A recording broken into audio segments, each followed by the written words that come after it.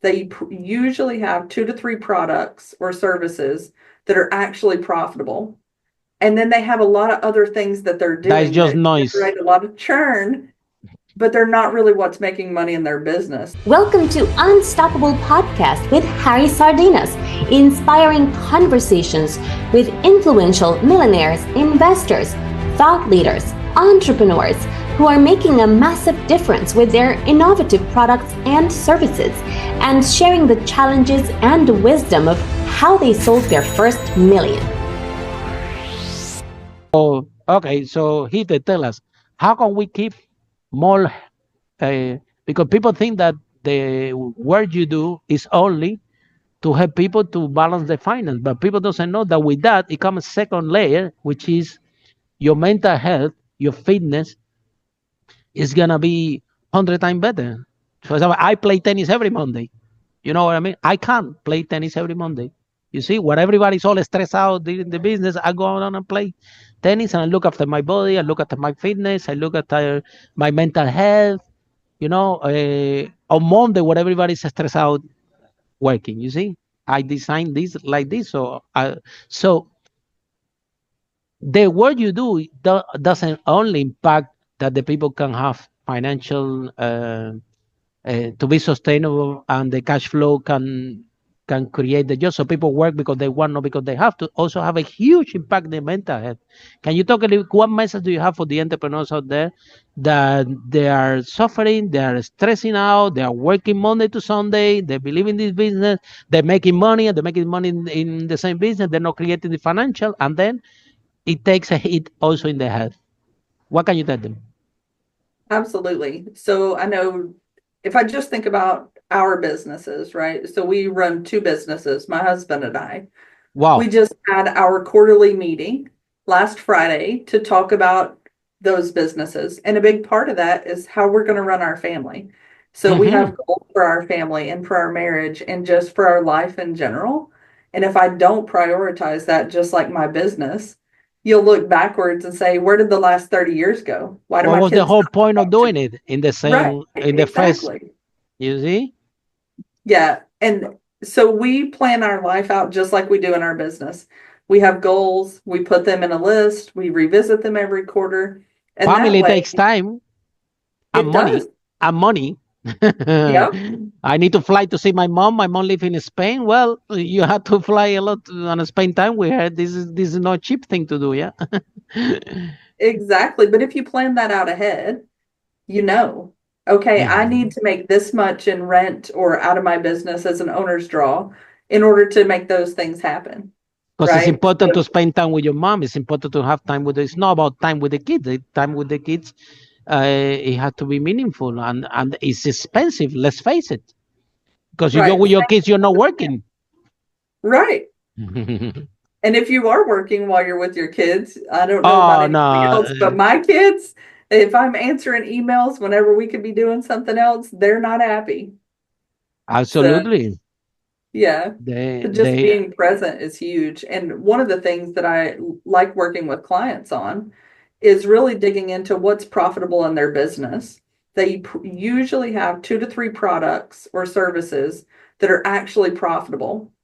And then they have a lot of other things that they're that is doing just that noise. generate a lot of churn, but they're not really what's making money in their business. So it's identifying those things so they can stop this other noise and really increase their profitability along the way so that they can take that time to go to the gym. I love the playing Hundred tennis percent. thing. My husband and I play on Fridays instead of Mondays, but that sort of stuff is what I think makes an entrepreneur worth it. You know, I worked in a company, wonderful accounting firm, worked there for a long time, but you get so burnt out because you don't get those opportunities to have that freedom of time. And that's, money is great, but that time freedom is what really matters to me. It's, can I go do the things I need to do? Can I take calls while, if I go spend time in Europe, can I take a couple of appointments and it not matter because I enjoy the work I'm doing and still get the life that I'm looking for? 100%.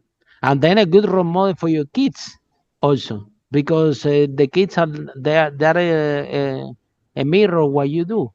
If they find you all stressed out all the time and working all the time and doing the business, then the kids gonna say, "What's the point to have a business?"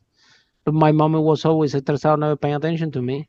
I better find a job, right? Which is we get very wrong message to them, right? So, but if the kids can see, look, I mean, the new president come, United States, Donald Trump. You can see his family, regardless of your political views. These kids, they are all raised in an entrepreneur family. All of them, they know about they know the whole dynamic of the business. Know what is a client, they know what is an investment, they know what is this. What a beautiful place to be a kid. Whether other parents are saying, I'm tired because of my job, or we only can go 1 week holiday, or whether there is not enough money for candy, or you cannot have a toy, whether, most of the population grow in these environments. Now, these kids, I think that they're very lucky that they been growing in a family where, well, everybody knows what is business, what is tax, what is a customer, what wealth means. So I think that for it's a very good role model for parents, right? That they have the kids in the environment. If at the end the kids want to be an entrepreneur or not, that's their choice, absolutely. But wow, at least they know that they have the chance that if they want, they can design their own life, and they have a role model in the parents to do. So even if you don't do it for yourself, do it for your kids, because I bet that your kids love to go on holiday 1 month in Spain. Yeah. There you go. You see. So when they grow up, they're not gonna. When your kids grow up and they go and they find the first job and they tell that you only have 1 week holiday, they're gonna say, "What? What are you Right. talking about? I'm used to 1 month with my mom. No way, I'm quitting." They're gonna last very little in the job. This I can tell you. Right. Well, and it's how you think about things, right? So being in that environment, as somebody, I didn't grow up in that environment. I grew up in an Neither do environment I. where, Yeah, I find it back. you get a Yeah, job, you go to work, this is what absolutely. you do.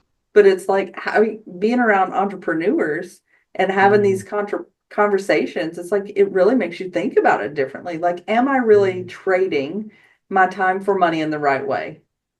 There you Because go. everybody's making a trade. So Mm, how are we going to trade? Is it a valuable trade for me? And what am I going to get out in the end? mm. Even for me, like my mom and my parents, I mean, they love me, but they are teachers. So everything that I'm hearing since I'm a kid, you need to go to university, you need to study. Yeah, so I went to university, I studied, I got a degree at chemical engineer. I gave them the diploma. I never worked as a chemical engineer in my life. Made them really happy, but it never worked for me, the engineering thing that I studied. So uh, I think that being able to, I mean, to be so lucky that somehow we find that this path, because I was not even aware that this existed. Yeah, for me it was by accident. By accident, no. I was in London. They pay me 5.75 per hour. I was working in the bartender in London, and then my income is coming. My pay slip is coming, and then I'm checking. Okay, making £1,000. This electricity, no. This bill is transport. This bill is food. This bill is this, and like 60% of my house salary was rent. 67. I'm like, if I don't solve this rent thing problem, I'm done. I'm spending more than I was making. This is never gonna work. My engineering mind at least helped me to realize this, and then I started a property business. Guess what happened? I didn't pay rent anymore. You There you see, go. the tenants pay the rent, so now the whole liability become an asset. And then I solve it for me, and then I solve it for other people. But it was out of necessity, by accident. We can tell it. It was not something that out of survival. I think that this is how I became an entrepreneur. But I want to speak about you, Hide, because you came from corporate. Okay, so Follow us for more interviews with world's most influential, audacious entrepreneurs that overcame challenges and adversity, providing you with the blueprint of how they sold their first million so you can grow your business exponentially.